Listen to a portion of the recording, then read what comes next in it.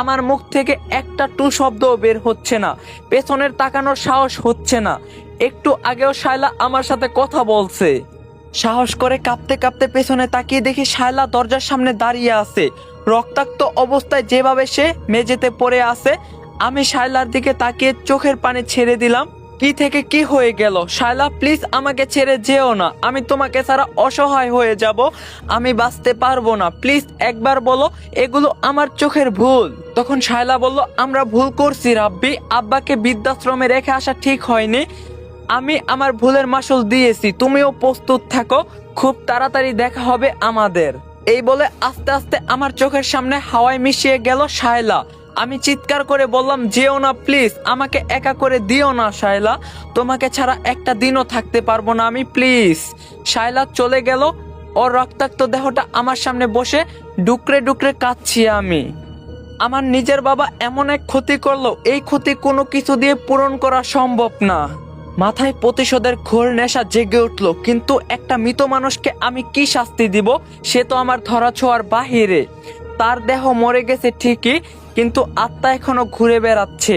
আমি তার আত্মাকে কঠিন শাস্তি দিব, তাকে দ্বিতীয়বারের মতো মৃত্যুর স্বাদ গ্রহণ করাবো। হঠাৎ একটা অট্টহাসির শব্দ আমার কান ভেদ করে কলিজায় আঘাত করলো। হাসিটা ছিল আমার বাবার। সে আমাকে উদ্দেশ্য করে ইয়ার্কি স্বরে অট্টহাসি মেতে উঠেছে। আমি রাগে গড়গড় করতে করতে চারদিকে খুঁজতে লাগলাম হাসির উৎস। চিৎকার করে বললাম, আমি তোমার হাসি চিরতরে বন্ধ করে দিব। তুমি আমার শায়লাকে হত্যা করছো, সাহস থাকলে সামনে আসো, আমার কাপুরুষের মতো লুকিয়ে লুকিয়ে হাসছো কেন? তখন বাবা বলল, আমি আসবো, আমার প্রিয় ছেলে, অবশ্যই আসবো, তোকে আমি নিজের হাতে মারবো। তুই প্রতিশোধের যন্ত্রণায় মানসিক চাপে এমনিতেই ধুকে ধুকে মারা যাবি। ওই দিন পর্যন্ত আমি তোর পিছু ছাড়বো না। পিছনে তাকিয়ে দেখ, আমি এখানে, নে আমাকে ধর, মেরে ফেল, তোর প্রতিশোধ নে। আয় আমার প্রাণের প্রিয় সন্তান। পেছনে তাকিয়ে দেখি ড্রেসিং এর আয়নাতে বাবার প্রতিবিম্ব ভেসে উঠেছে। আয়নার ভিতর থেকে সে আমার সাথে কথা বলছে। একটা আত্মার কাছে আজ নিজেকে বড় অসহায় মনে হচ্ছে। ধীর কণ্ঠে বললাম, বাবা তুমি কেন এমনটা করলে? তোমাকে তো আমি বা শায়লা মারিনি, তুমি নিজেই নিজেকে মেরে ফেলছো, তাহলে আমাকে এমন শাস্তি কেন দিলে তুমি? তখন বাবা বলল, আমার মৃত্যু একদিনে হয়নি রে রাব্বি, আমি বেঁচে থাকতে প্রতিদিন প্রতি মুহূর্তে মরেছি। তোরা আমাকে বাঁচতে দেসনি, তোদের অবহেলা সহ্য করতে করতে পাথর হয়ে গিয়েছিলাম। তোর সামনে তোর স্ত্রী আমাকে নানান কষ্টদায়ক কথা বলতো, তখন তুই কিছুই বলতি না। আমি আশা করতাম তোর কাছে আমার পক্ষে কিছু কথা, কিন্তু তুই নীরব। নিজের জীবন যৌবন সবকিছু শেষ করে দিয়েছি তোকে প্রতিষ্ঠিত করতে গিয়ে। মানুষ যখন বলতো নিজের জন্য কিছু সেভ করেন, সন্তান যখন বৃদ্ধ বয়সে আপনাকে রাস্তায় নামিয়ে দিবে, তখন বুঝবেন সবকিছু সন্তানের জন্য উজাড় করে দিবেন না। আমি তখন তাদেরকে অহংকার করে বলতাম, আমার সন্তান সবার থেকে আলাদা, সে কখনো আমাকে ফেলে দিবে না। এখন আমি যেমন আমার সন্তানের প্রতি সবকিছু উজাড় করে দিচ্ছি, যখন আমি অক্ষম হব তখন আমার সন্তানও আমাকে তার সবকিছু উজাড় করে দিবে। তো আমি ভুল ছিলাম, ওই মানুষগুলোই সঠিক ছিল।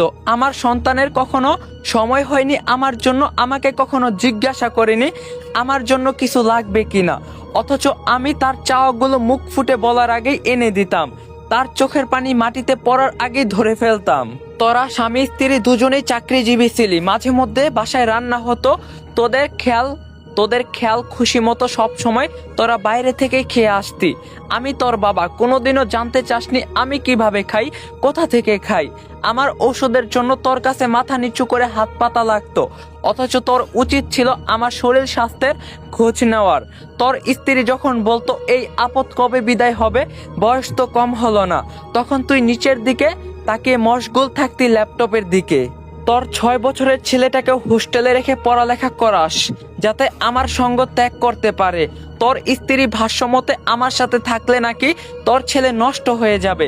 তোদের এই মানসিক অত্যাচার এক সময় গাছ হয়ে গিয়েছিল, তবুও আমি আশা ছাড়তাম না যে একদিন তুই নিজের ভুল বুঝতে পারবি, আমাকে বাবা হিসাবে পূর্ণ সম্মান করবি। তাই বাইরের কাউকে এ সম্পর্কে কোনোদিনও জানতে দেইনি। যাদের কাছে আমি সন্তান নিয়ে গর্ব করতাম, তারা যদি এসব জানতো তাহলে আমি কিভাবে মুখ দেখাতাম সবাইকে। নিজের কষ্ট মনের ভিতর চেপে রেখে দিনগুলো কাটিয়ে দিচ্ছিলাম। কিন্তু যেদিন তোরা সিদ্ধান্ত নিলি আমাকে বৃদ্ধাশ্রমে রেখে আসবি, সেদিন আমি পুরোপুরি ভেঙে গিয়েছিলাম। সবাই জেনে গেছে বিশিষ্ট শিল্পপতি হারুন চৌধুরীর ছেলে তাকে বৃদ্ধাশ্রমে রেখে এসেছে। এটা আমি মেনে নিতে পারিনি, তাই এই তোদের পৃথিবীকে বিদায় জানিয়ে চলে গেলাম। ভেবেছিলাম মুক্তি পেয়ে যাব, কিন্তু তোকে নিজের হাতে শাস্তি দেওয়ার আকাঙ্ক্ষা আমাকে মুক্ত হতে দিল না। আমি ধীরে ধীরে তোর সব কিছু ধ্বংস করে দিব, তোকে তিলে তিলে মারবো।